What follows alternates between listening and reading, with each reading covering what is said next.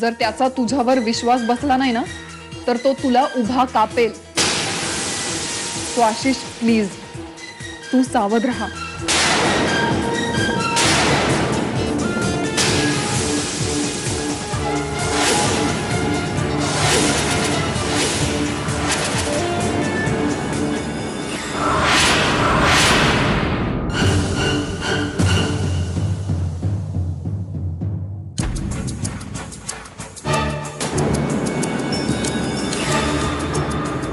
आशा आशा आशा आला आशा आला.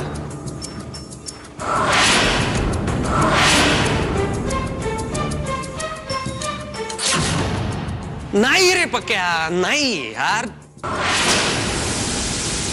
तुला नाही कळणार. चला चला, इथून जे प्रेम असतं ना ते नाही समजू शकत कोणाला. तुला सांगतो, मंजिरी आणि माझा किती जीव तुटतोय हे तुला नाही कळणार. मला असं कळतंय रे, पण आता आपण तरी काय करणार रे? तिचं लग्न झालंय ना राव. पण म्हणून काय मनातनं प्रेम संपून जातं? हा पक्या, तुला माहित नाहीये, माझ्यापेक्षा जास्त मंजिरी माझ्यावर प्रेम करते. माहितीये रे मला, ते कोणी नाकारलंय का? पण तिच्या बापानी नाकारलं ना. आणि चला, त्याच्या पुढे आपलं काहीच चाललं नाही. नाहीतर आपण ठरवलं होतं की तिला पळून नेऊन लग्न करायचं. पण चला, तिने तुला टांग दिली. पक्या, मंजिरी मला कधीच ताण देऊ शकत नाही. उलट मला खूप बरं वाटतंय की अजूनही तिचं माझ्यावर तितकंच प्रेम आहे. आणि म्हणून तिने मला इथे बोलावलं, कोल्हापुरात. तिने माझी कधीच साथ सोडली नाही पक्या. आजही ती तितकंच प्रेम करते माझ्यावर. म्हणूनच तर मी जगतोय तिच्या प्रेमाच्या आधारावर. नाहीतर जगण्यात काही राब उरला नाही रे पक्या. पण नुसतंच असं इथे झुरत बसण्यात काय उपयोग आहे? पक्या, तुला माहितीये, तिला जसा वेळ मिळेल तसं ती मला भेटते. हो, मला फोन करते, रोज फोन करते. तुला माहितीये, तिचा आवाज ऐकल्याशिवाय माझी सकाळच होत नाही रे. अरे पण ती तिकडे सुखात राहती आणि तू असा इकडे घुटमळतोय. पक्या, तुला कोणी सांगितलं ती सुखात आहे? हा? मंजिरी माझ्याशिवाय सुखात राहूच शकत नाही. मला ना माझीच चीड येते. मला ना स्वतःचाच राग येतो की का, म्हणजे मला सगळं दिसतंय, मला सगळं कळतंय, सगळं खरंय, पण मी तिला या परिस्थितीतून नाही बाहेर काढू शकत पक्या. नाही बाहेर काढू शकत. मंजिरी क्या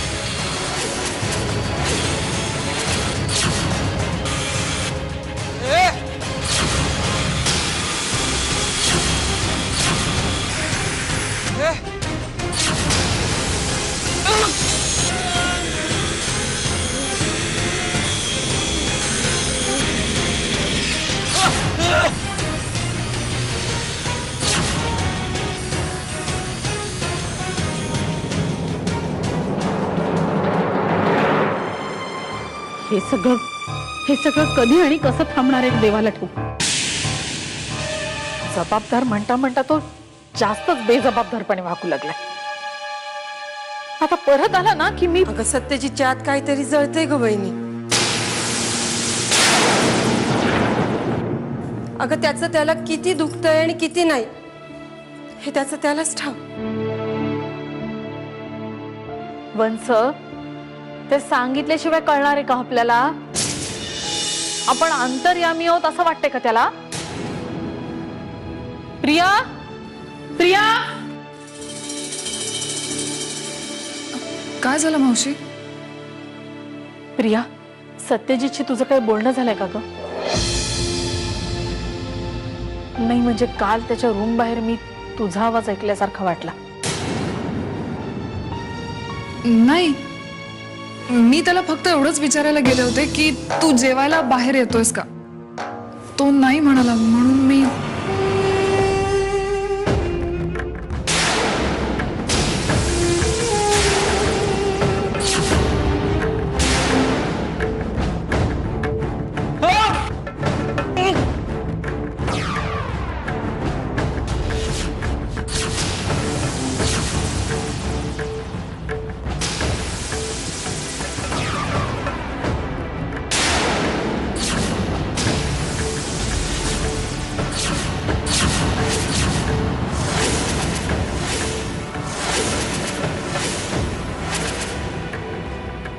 आशिष, सत्यजित, अरे काय आहे? आज मला बघायचंय विश्वास मोठा ठरतो की पुरावा.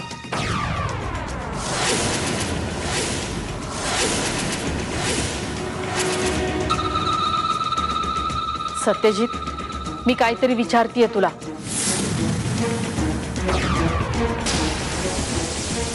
हा काय तमाशा आहे? आणि हा मुलगा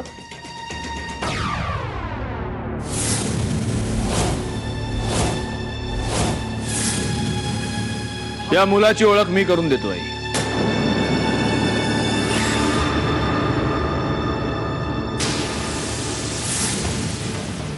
याची ओळख मी करून देतो. याचं नाव आशिष शिर्के.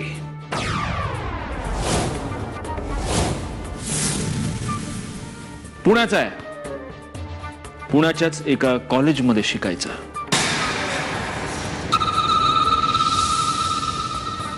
आणि याच कॉलेजमध्ये त्याच्याबरोबर एक मुलगी शिकत होती. तिचं नाव मंजिरी सरनाईक.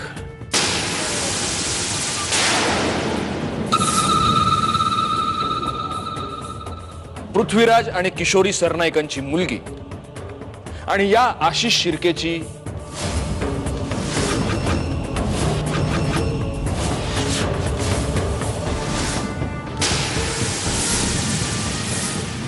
सांग मंजिरी,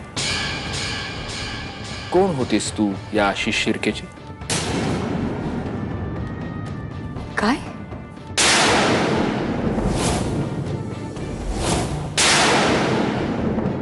हे काय बोलताय तुम्ही? माझ्या प्रश्नाला प्रतिप्रश्न नकोय, फक्त माझ्या प्रश्नाचं उत्तर हवंय. तुम्हाला सतत आपल्या बायकोला आरोपीच्या पिंजऱ्यात उभं करणं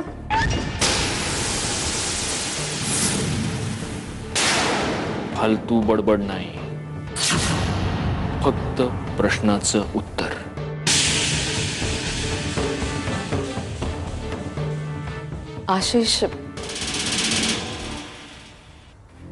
आशिष कॉलेजमध्ये होता माझ्या.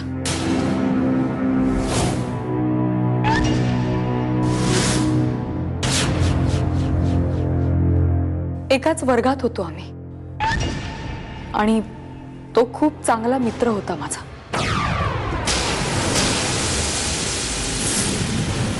होता म्हणते मी.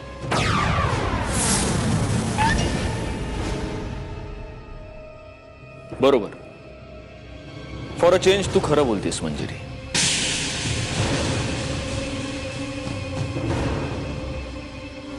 कारण हा आशिष नंतर फक्त तुझा मित्र उरला नाही, तो तुझा बॉयफ्रेंड झाला.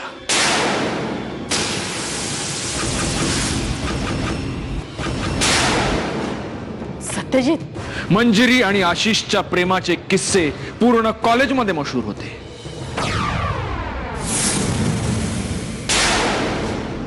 आई आणि मग ते किस्से पृथ्वीराज सरनाईकांच्या कानावर गेले.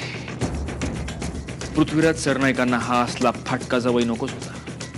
त्यामुळे त्यांनी याला कानाला धरून तुझ्या आयुष्यातून बाहेर काढले. आणि त्याच वेळेला दैव कर्म संयोगानं सरनाईकांच्या दाराशी शालिनी मुधोळकरांच्या मोठ्या लेकाचं स्थळ चालून आलं.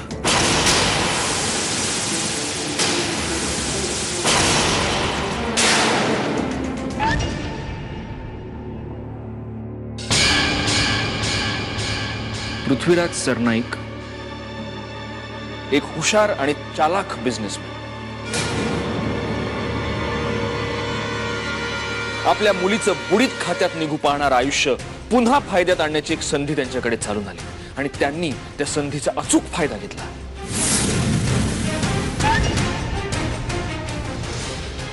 खोटं बोलून, पाया पडून, समोरच्याच्या साधेपणाचा फायदा उचलून त्यांनी 3 दिवसात, फक्त 3 दिवसात त्यांची लेक शालिनी मुधोळकरांच्या मुलाच्या गळ्यात मारली.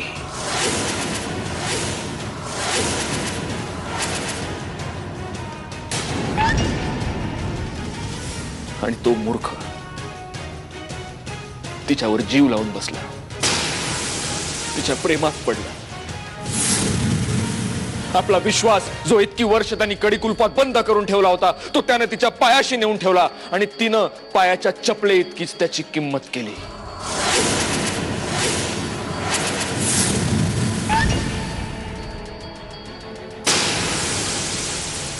थांब सत्यजित.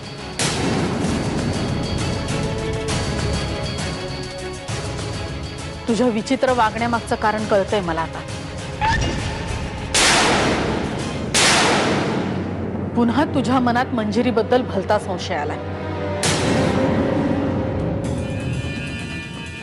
हे बघ, यापूर्वी तू स्वतःचं खूप मोठं हसं करून घेतलंयस.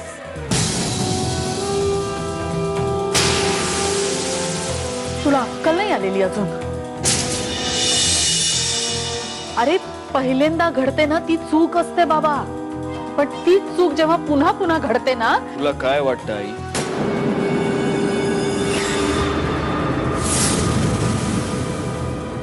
हे जे शहाणपण तू मला शिकवू पाहतेस ते मला सुचलं नसेल?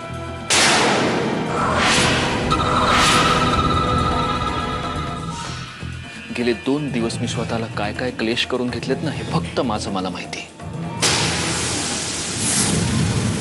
आज मंजिरीला हा प्रश्न विचारण्याआधी स्वतःशी 1000 वेळा भांडलोय मी. पण आता हे वादळ तेव्हाच शांत होईल जेव्हा माझ्या प्रश्नाची खरी उत्तर मला मिळतील. हा मंजिरी,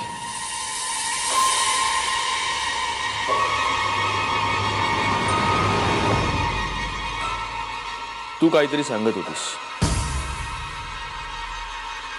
मला जे काही सांगायचं होतं ते सांगून झालंय माझं. खोटं आहे ते. तुझ्या या साध्या आणि सोज्वळ रूपा इतकंच खोटं.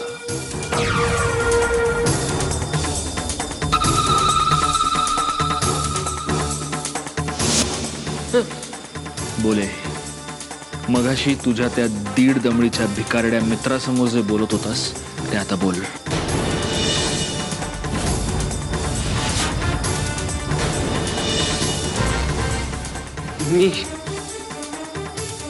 मी काय बोललो?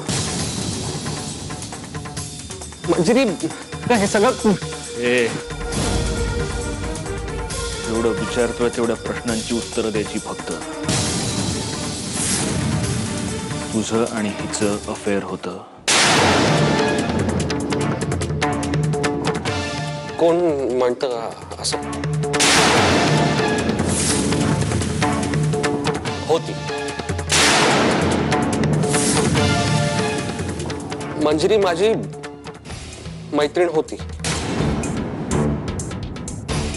खूप जवळची मैत्रीण होती.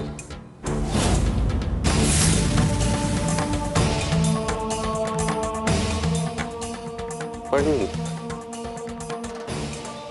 माझ्या एका मूर्खपणामुळे तिच्या वडिलांचा गैरसमज झाला आणि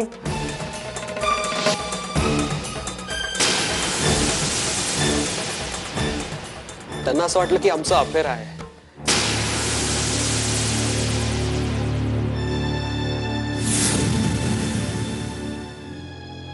नंतर खूप वाद झाले, बरंच काही घडलं. पण मला असं वाटलं होतं की आतापर्यंत हे सगळे वाद मिटले असतील, हे सगळे गैरसमज दूर झाले असतील, पण आता पुन्हा काय?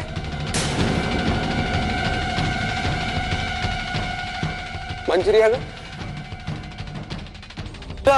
अजूनही मी माझं मोडलेलं आयुष्य उभं करण्याचा कसा बसा प्रयत्न करतोय, त्यात आता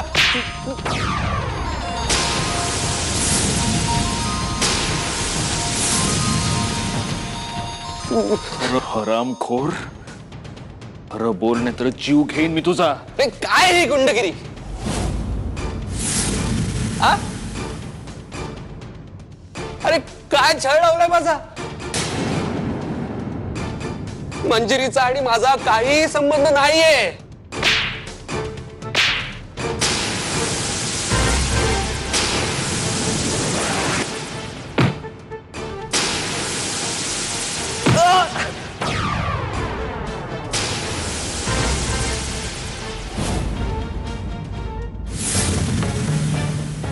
हरामखोर.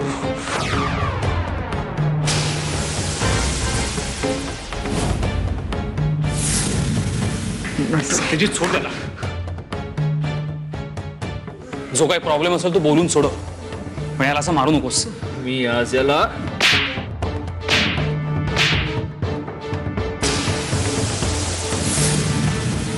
सत्यजित, सत्यजित, जर हा तमाशा आता थांबला नाही तर मी या घरातून कायमची निघून जाईन, लक्षात ठेव. तुला न्याय निवाडच करायचा ना? मी करते मग.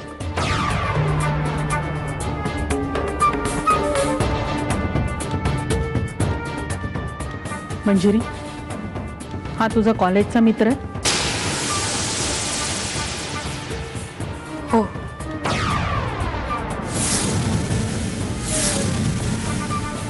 मी मग त्या दिवशी तो आपल्या घरी पेस्ट कंट्रोलर म्हणून का आला होता?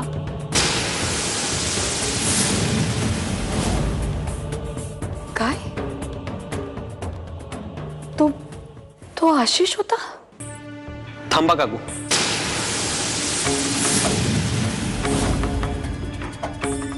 हा प्रश्न तिला नका विचारू. तिला बिचारीला काय माहित असणार ना?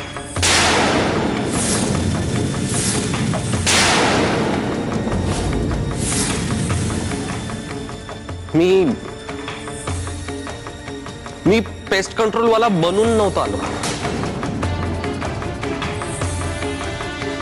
तर खरंच मी त्या कंपनीत कामाला आहे.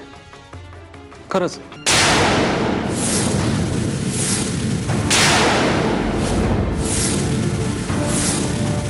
एका गैरसमजापोटी मंजिरीच्या वडिलांनी माझं आयुष्य उद्ध्वस्त केलं. माझ्या आयुष्याची वाट लावली. स्वतःच्या पायावर उभं राहून मोठं व्हायची खूप स्वप्न होती. त्यांनी माझा पायच मोडला.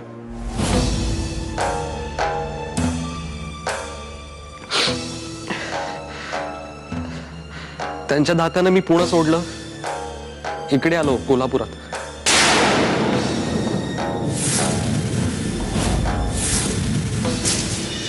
नाव बदललं, भाषा बदलली. माझ्या एका मित्राच्या मदतीने ही पेस्ट कंट्रोल वाल्याची तुटपुंजा पगाराची नोकरी मिळवली.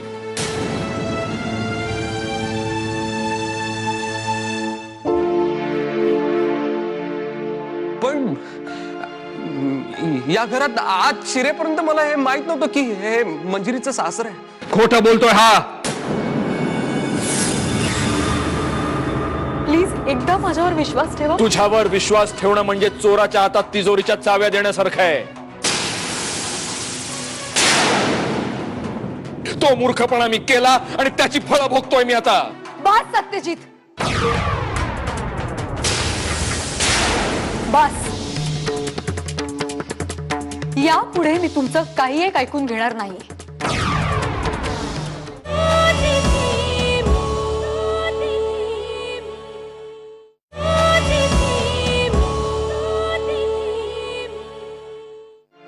पण या घरात आत शिरेपर्यंत मला हे माहित नव्हतं की हे मंजिरीचं सासर आहे. खोटं बोलतोय हा.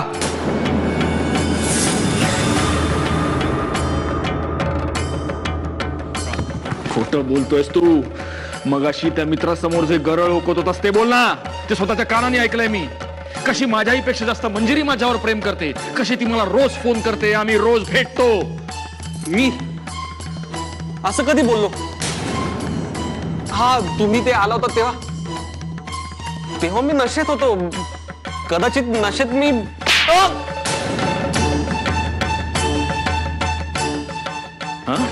उतरली तुझी नशा? साहेब अहो, एका अपंगाला मारून तुम्हाला काय मिळतं मला खरंच अजून काही कळत नाहीये. मंजिरी अगं काय चाललंय हे? हा?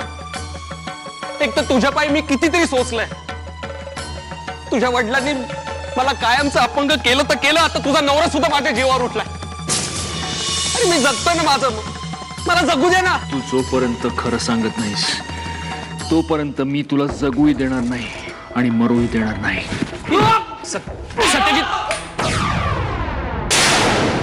सत्यजित बास, याला खरंच काही झालं ना तर खूप मोठा प्रॉब्लेम होईल.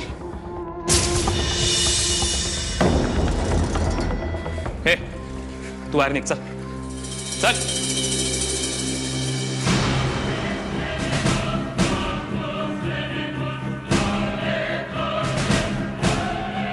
सत्यजित थांब. सोड थांब सोड सत्यजित. मला व्यंग. सोड मला व्यंग. तू जर मध्ये आलास ना तर तुझा पण जीव घेईन मी. ठीक आहे, तुझ्या डोक्यातला जर राग शांत होणार असेल ना तर घे, आमच्या सगळ्यांचा जीव घे. सत्यजित, हे बघ, तुला जर हवं असेल तर त्या मुलाशी मी बोलतो.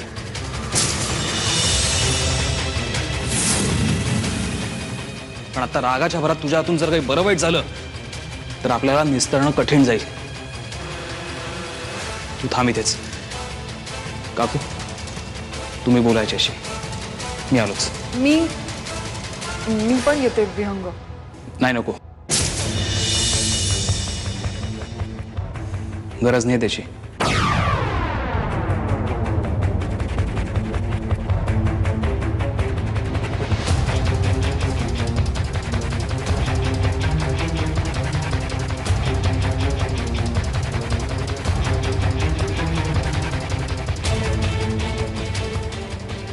सत्यजित, तो मुलगा पुन्हा पुन्हा हेच सांगत होता की त्याची आणि मंजिरीची फक्त मैत्री होती.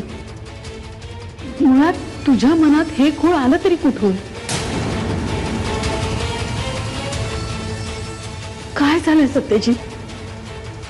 तू नीट बसून मला सगळं सांगणार आहेस का? नाही, मी आता कोणाला काहीही सांगणार नाही. आता मी फक्त ऐकणार.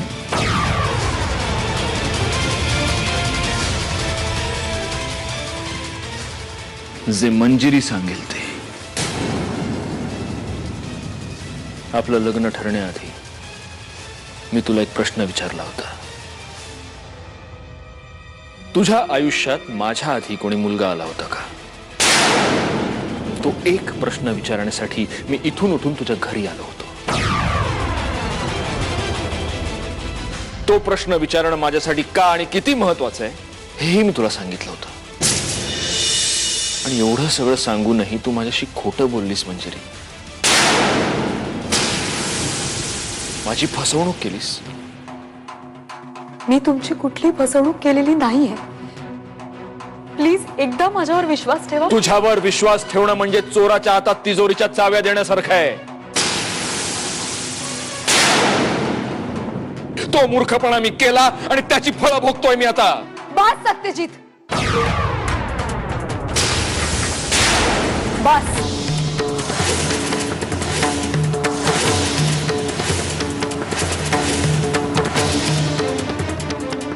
यापुढे मी तुमचं काही एक ऐकून घेणार नाही. एक बायको म्हणून तुमचं सगळं ऐकणं कर्तव्य आहे माझं, पण एक पतिव्रता हे सगळं नाही ऐकून घेणार. किती किती सहज आरोप करून मोकळे होता हो तुम्ही. कोणीतरी येतो तुमच्या पत्नीच्या पूर्वायुष्याबद्दल काहीही बोलतो आणि तुम्ही त्याच्यावर विश्वास ठेवता. एक असा माणूस ज्याचा तुमच्याशी यापूर्वी कधीच संबंध आला नव्हता आणि कदाचित यापुढे कधी येणारही नाही, त्याच्या बोलण्यावर तुम्ही विश्वास ठेवता.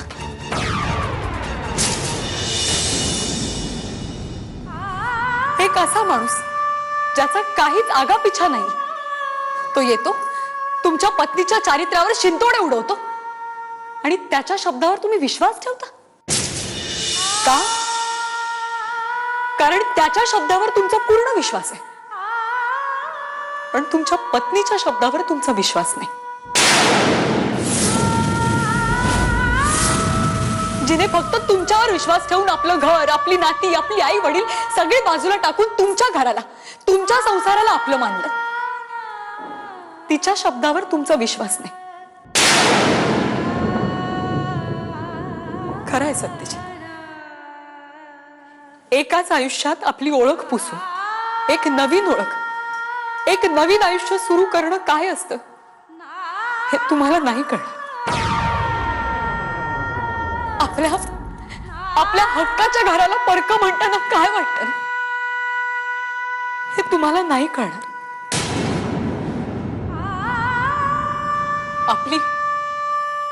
आपली सगळ्यात जवळची व्यक्ती, आपली विश्वासाची व्यक्ती जेव्हा आपल्यावर संशय घेते तेव्हा काय वाटतं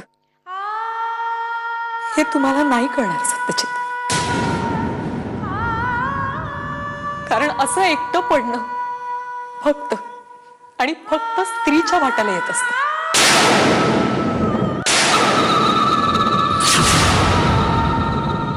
लग्नापूर्वी वडिलांचा धाक आणि लग्नानंतर नवऱ्याची भीती.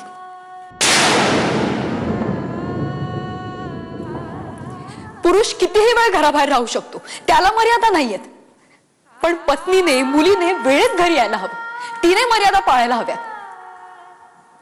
तिने जर मर्यादा पाळल्या नाहीत तर तुम्ही तिच्या चारित्र्यावर संशय घेणार आणि तुम्ही संशय नाही घेतला तर जग तुम्हाला घ्यायला भाग पाडणार. मुलगी कुठे जाते, कोणाला भेटते, काय करते, पुरुष फक्त आणि फक्त प्रश्न विचारणार आणि स्त्री